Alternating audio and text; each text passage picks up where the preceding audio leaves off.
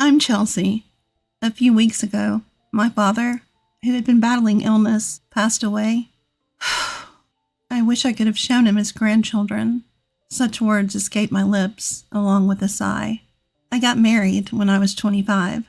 That was exactly 5 years ago. At my wedding, my father and I made a promise.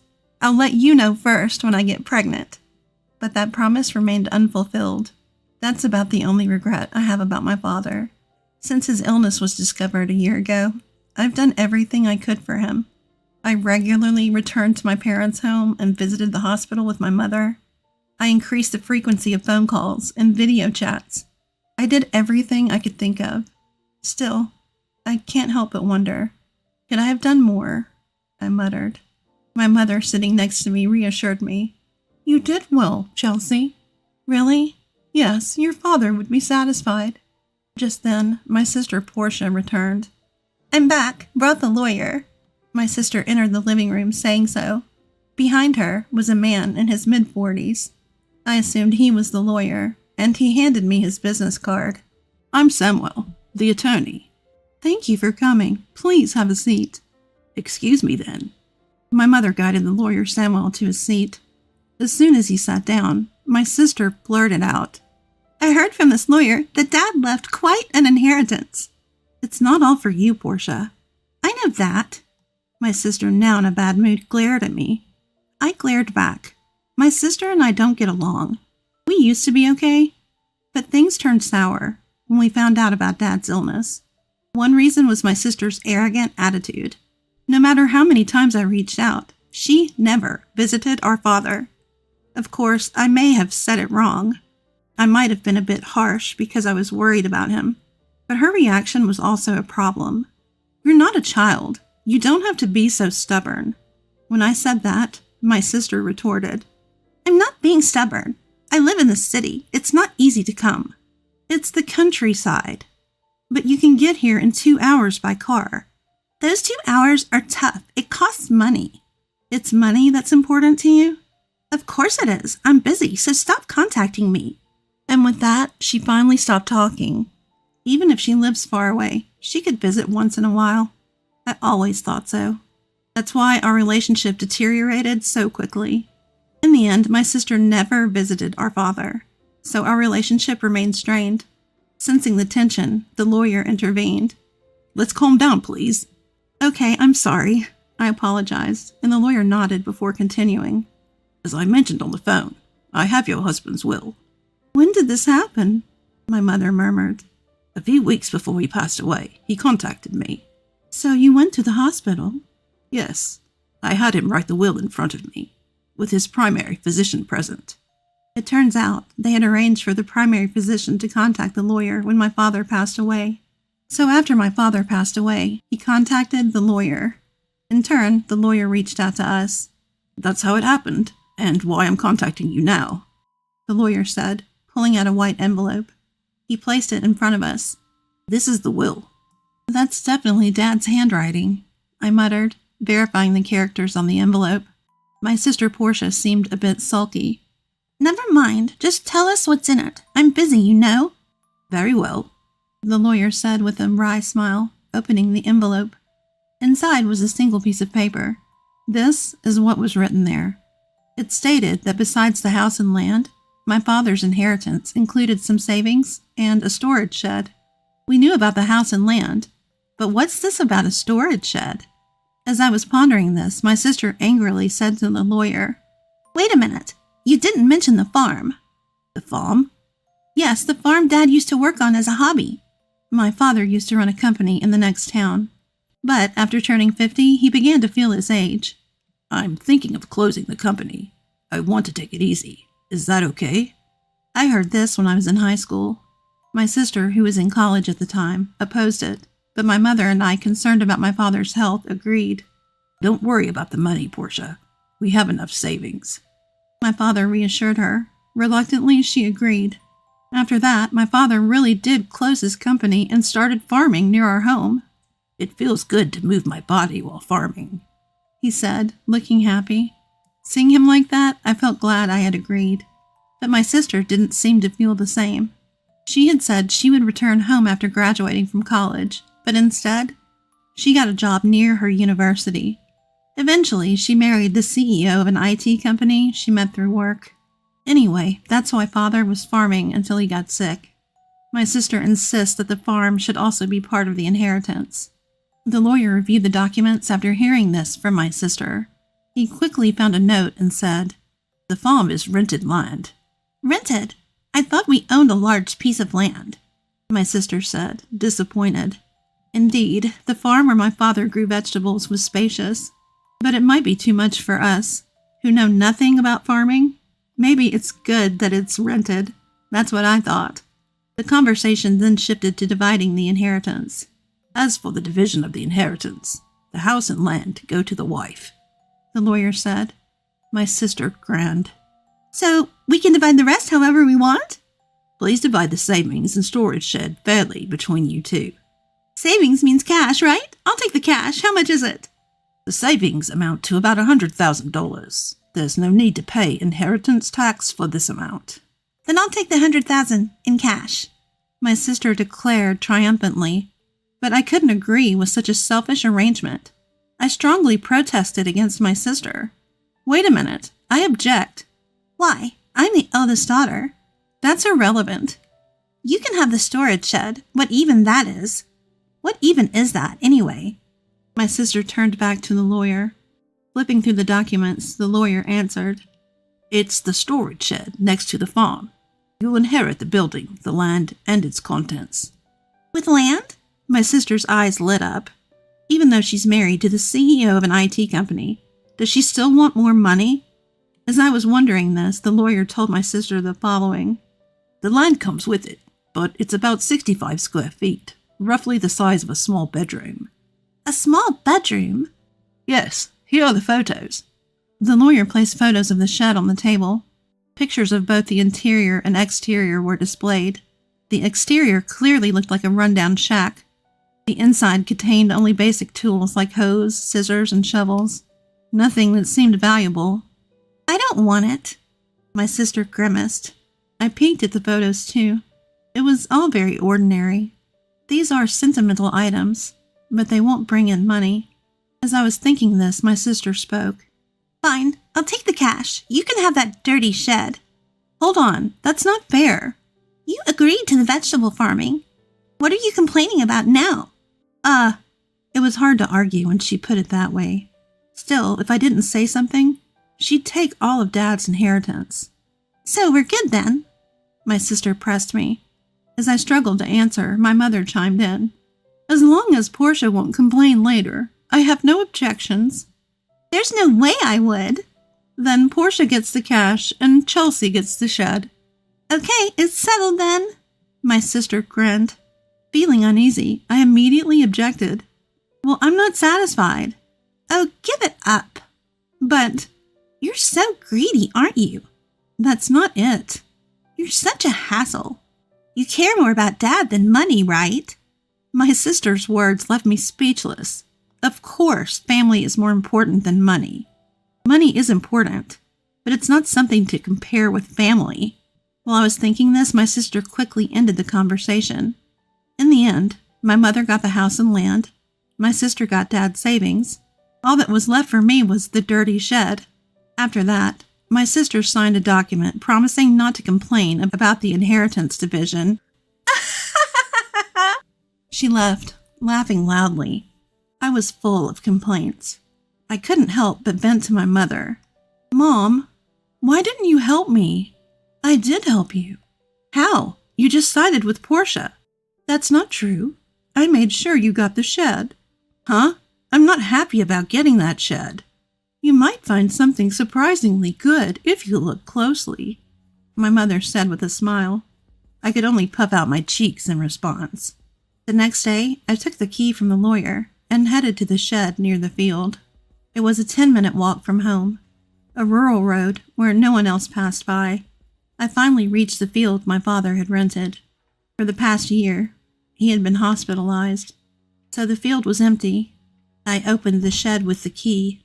Wow, it's dusty. The shed was quite dusty, probably because no one had cleaned it. Still, there might be something sentimental from Dad. Thinking this, I looked around the shed. Nothing special here. It was just a dirty shed after all. All I found were tools Dad had used for farming. They could be considered sentimental, but they weren't anything special. Maybe I should just take what's inside for now, I mumbled, looking around the shed. That's when I noticed something. Huh. It looked smaller than from the outside. Maybe it was the dim light, but the inside of the shed felt a bit cramped. Is it just my imagination? Thinking this way, I stepped outside the shed, but something still felt off. After pondering for a bit, I decided to walk around to the back of the shed. The backside was adjacent to a thicket of various trees. To my surprise, there was another door there. Wait, another entrance at the back? I gasped. When I looked from inside the shed, there was only a wall, meaning the only entrance was the door I had used. Yet from the back, there was a door. What's going on? I thought about it. A door on the back should be visible from inside too, but it wasn't. That meant there had to be a wall in between. In other words, there was a space accessible only from the back. The moment I realized this, I got excited. This must be Dad's surprise. Dad always loved surprises. He even surprised me on my birthdays. Memories flooded back, and I found myself tearing up. I quickly returned inside the shed and began searching for the back door key. If it was Dad, he would have hidden it somewhere in the shed. With that gut feeling, I rummaged through the shed. After a while, I found 2 keys hidden in the handle of a shovel.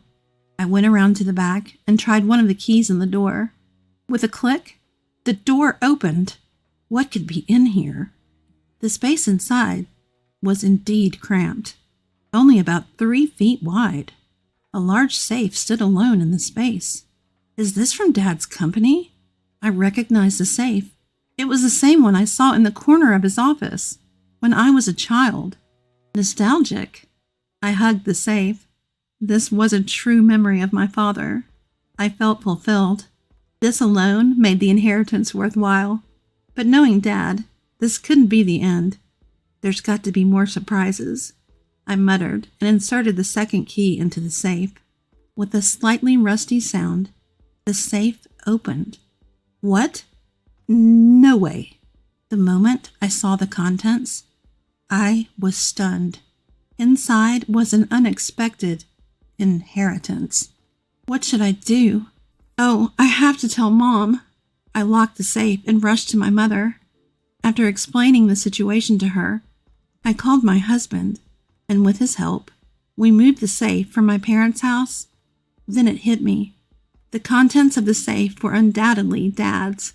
However, if it's part of my inheritance, including the shed, I might have to pay inheritance tax. Better get this checked out thoroughly. The contents of the safe were clearly valuable. I decided to consult the lawyer. Inheritance tax? For that you should. According to the lawyer, it's better to consult a certified public accountant. So I got a referral to an accountant from a friend. I left all the complicated matters to that accountant. Half a year passed in this way. Just when I thought things had finally settled down, my sister showed up near my home. What brings you here all of a sudden? Well, I had some business at our parents' house. So you stopped by? Yeah, something like that. My sister's behavior was strange. It's funny, no matter how you look at it. Even if my home is close to our parents', it's still a 20-minute drive. We're not the kind of sisters who would casually visit, especially after the tension over Dad's inheritance. It's not a relationship that comes to play carelessly. I couldn't shake off my suspicion as I looked at her. Meanwhile, my sister, acting a bit nervous, asked, "Can I come in?" "Sure, but what's the matter?" "I have something to talk about," my sister said, forcing a smile. Reluctantly, I let my sister into the house. After I served some coffee, she started to fidget and then began to speak. "So, did you win the lottery or something?" "What? No, I didn't." "Then did your husband get a bonus?" I tilted my head, puzzled. I never buy lottery tickets because I'm not interested. My husband, who's a salaried worker, does get a holiday bonus, but it's not that time of year. What on earth is she talking about? Confused, I asked her directly. Hey, what are you talking about? Suddenly, my sister got angry. What? Are you making fun of me? No, what are you talking about? Money! Money! You have it, don't you? Money? Yes, I heard about it. My sister began to speak excitedly. It was a story from a few days ago. Living in the city, my sister had run into our aunt by chance. The woman started the conversation like this. I know how hard it's been for you since you lost your father. Are you doing okay? Yes, well, I visited him many times when he was sick. Thank you. But you must be relieved, right? Getting such a big thank you gift. Thank you gift? Yes, your sister sent me a $500 gift card as a thank you for visiting him. A gift card? Needless to say, what caught my sister's attention was the gift card. Hearing that I had sent it, she was convinced I had come into some extra money. You got a windfall, didn't you? Just admit it. My sister interrogated me. Ah, that's what this is about. I sighed. My sister didn't like my attitude and yelled, What's with that attitude? Are you mocking me? No, it was a thank you gift. So where did you get the money for it? That's what I want to know. From the inheritance, remember? Inheritance? Yes, I got the inheritance. So I sent thank you gifts to relatives who had helped us. Upon hearing this, my sister frowned. All you got was that dirty shed. Yes, that's true. But you can't sell that for money. But there was a safe inside it. That's where the real inheritance was. A safe? Real inheritance? I carefully explained to her about the watches in the safe. They were all valuable, collected by my father as a hobby during his lifetime. However, I didn't know their exact value. On the other hand, the remaining savings were about $100,000. Considering he was a business owner who could retire early, that amount seemed small. That led me to think he might have invested a lot in those watches. If they're valuable, you'll have to pay inheritance tax, my mother had said after seeing the contents of the safe. What should I do, Mom? When I asked, my mother thought for a moment and advised. Things like this always come out. You should declare it properly. How? Well, let's ask that lawyer we spoke to recently.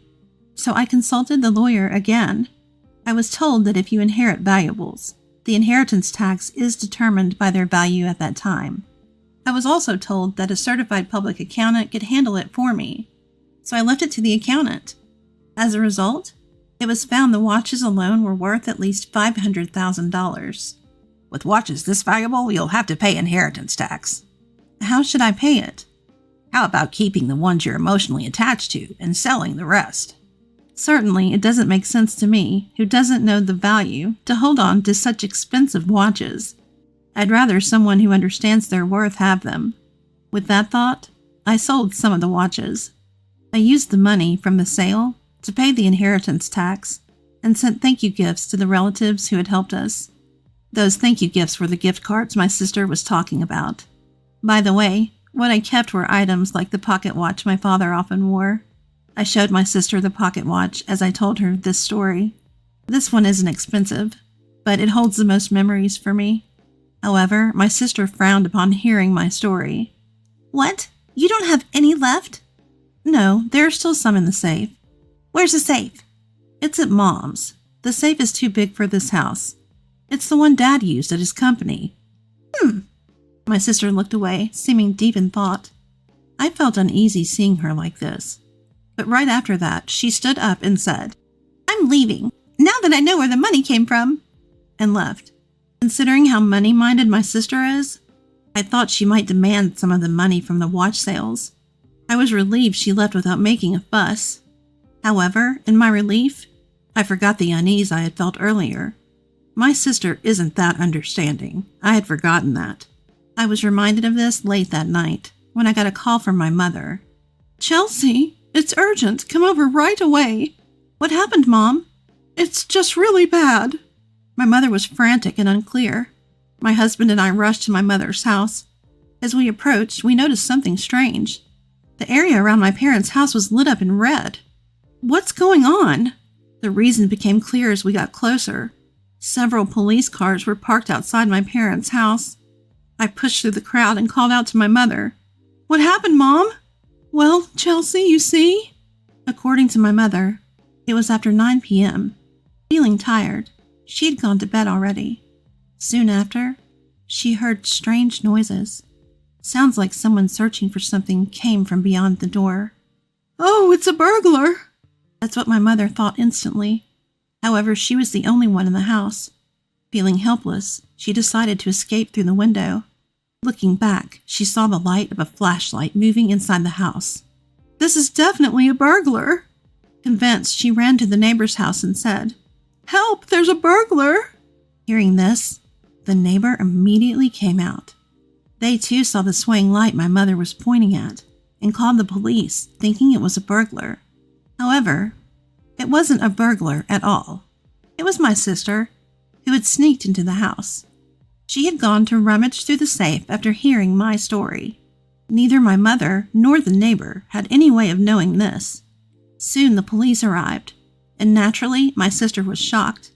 Realizing she was in trouble, she tried to make a quick escape. Of course, it's her own family home, so there's no need to run. Yet in her panic, my sister thought she had to escape. In her rush, she bumped into the open door of the safe. Just then, the already unstable safe toppled over, falling right onto her as she tried to flee. "So Portia got trapped under it?" "Yes, that's what happened." "Is she okay?" "She was taken to the hospital by ambulance, but she keeps saying her leg hurts." What on earth was she thinking? I was truly dumbfounded. Afterward, my mother and I apologized to the police officers who had come to help, feeling bad for calling so late. I also phoned my sister's husband. "Wait, you're saying Portia broke into her own family home and got injured?" "Yes, that's correct." "What is Portia doing? She doesn't even do housework." "I'm really sorry about my sister." "That's it. I'm filing for divorce." "Divorce?" "Actually, according to my sister's husband, she had racked up a considerable amount of debt. Apparently, she had been spending a lot on brand-name items. He had just found out, and they had a huge fight. In the end, my sister stormed out of the house saying, "I'll borrow from Mom and pay it back." Turns out, she had already used the $100,000 she inherited to pay off her debts. Still short, she came to me to scrounge for more money. Learning about the contents of the safe led to her actions, which in turn led to this whole mess. No wonder her husband was furious. In the end, my sister, who had fractured her leg, was hospitalized. Her husband came to the hospital and started talking about divorce. Naturally, my sister made a scene. "I'm not getting a divorce, absolutely not." But it was too late. Her husband had brought the divorce papers. Seeing them, she had no choice but to sign. Now she's lying in her hospital bed, stunned. There's a part-time job magazine next to her, so she's probably planning to start working part-time to pay off her debts. That would be a relief for me. As for me, I decided to move back to my parents' home after all the commotion. Of course, I'm worried about my mother, but there's another reason. I found out I'm pregnant. My husband and I talked it over and decided to move back home and have my mother help us with the children and childcare. I wish I could have told my father about the pregnancy while he was alive, but I'm sure he would be happy for us. So I'm looking forward to giving birth to a healthy baby.